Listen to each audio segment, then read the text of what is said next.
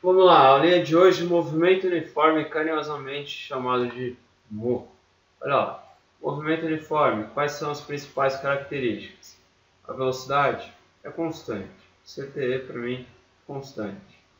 Se a velocidade é constante, ela pode ser calculada como a velocidade média, ΔS por ΔT, espaço por tempo. O móvel percorre distâncias iguais em intervalos de tempos iguais. A velocidade dele é 10 metros por segundo, a cada segundo 10 metros. Se a velocidade dele é 20 metros por segundo, a cada 2 segundos 40 metros. Isso sempre se valerá, sempre será constante. Alguns exemplos. Carro de corrida no final de uma reta muito longa. Antigamente, as 24 horas de Le Mans, é uma das corridas mais tradicionais que existe no mundo, tinha uma reta de 7 quilômetros. O carro não acelerava durante todo esse percurso. Ele ganhava velocidade por 2, 3 quilômetros e depois mantinha essa velocidade constante. Ponteiros de um relógio. Ponteiros de um relógio, a velocidade é sempre constante. Ele vai marcar o ponteiro de minutos, por exemplo, dá uma volta em 60 minutos, em uma hora. Hoje, ou daqui 2 horas, daqui 1 ano, se a pilha funcionar, cara. Gota de chuva. Já pensou se a gota de chuva ganhasse velocidade desde lá do céu até aqui embaixo? Ia ser tiros, né? Não seriam gotas. Então, existe a resistência do ar. Essa resistência do ar faz com que essa gota ela caminhe com velocidade constante a partir de um determinado local, a partir de uma determinada velocidade. Função horária do espaço. Função é uma relação de dependência. Aqui, quem depende de quem?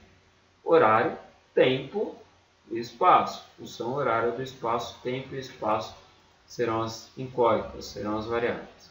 Você sabe que velocidade é ΔS por ΔT. ΔS, variação do espaço. Espaço final menos inicial, a mesma coisa com o tempo. O jogo de futebol, no domingo, normalmente começa às 4 horas da tarde. Só que na hora que o jogo começa, o juiz zera o seu cronômetro.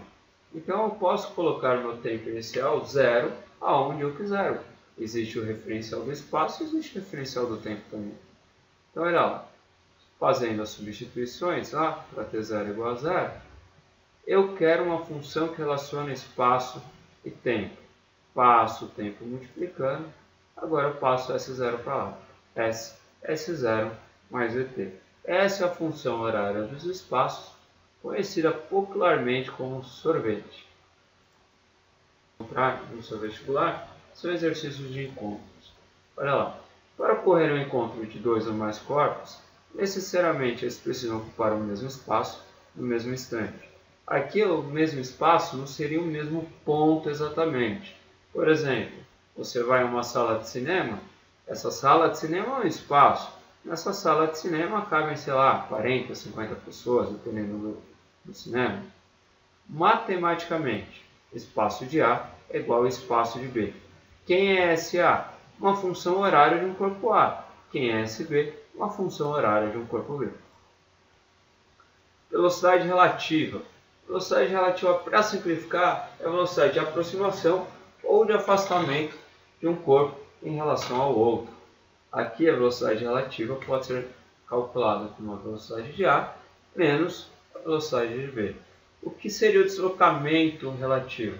Seria o que um corpo anda a mais ou a menos do que o outro.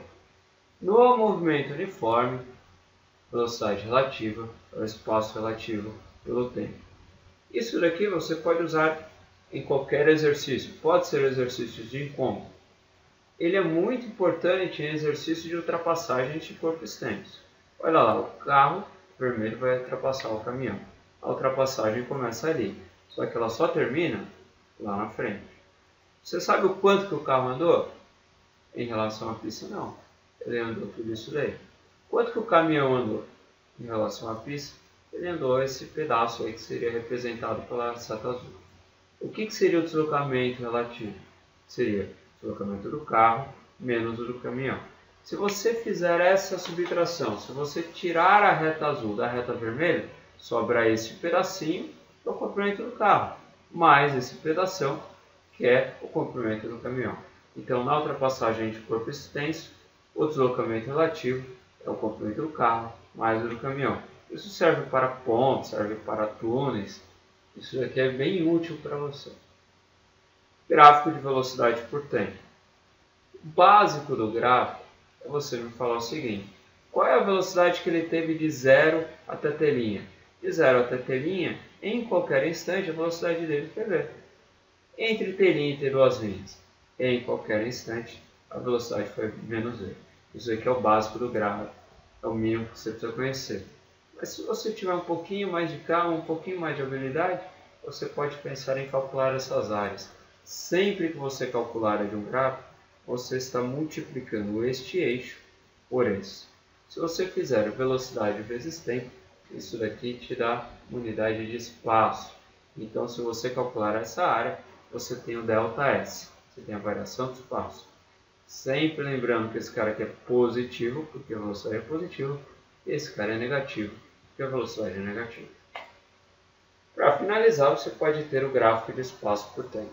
A função é o sorvete, S igual a S0 mais VT. Essa é uma função no primeiro grau, então gráfico é uma reta. Essa daqui a inclinação é para cima. Perceba que os espaços aumentam à medida que o tempo passa. Então a velocidade desse corpo é positiva. Aqui, este ponto é o corte no eixo Y matematicamente. Fisicamente, representa a posição que esse corpo aí partiu. Aqui eu tenho um corpo 2, aqui eu tenho um corpo 3. Neste ponto aqui é o ponto de encontro entre o corpo 3 e o corpo 1.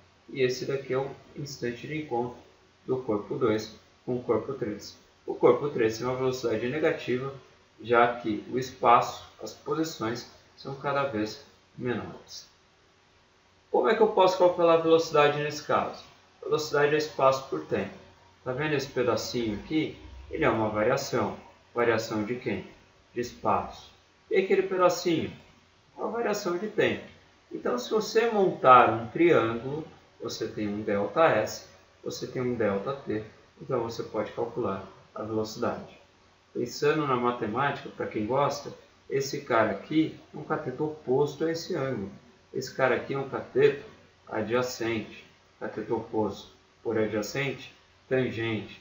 Então você pode falar que a tangente deste ângulo é numericamente igual ao valor da velocidade. Com essa análise, eu posso dizer que a velocidade do corpo 3 em módulo é maior que a velocidade do 2, é maior que a velocidade do 1. Porque o corpo 3 tem uma reta mais inclinada, mais para a vertical. Quanto mais próximo da vertical, maior o módulo da velocidade. Aqui a velocidade de 3 é negativa, por isso o módulo. E o movimento uniforme, basicamente é isso. Até a próxima.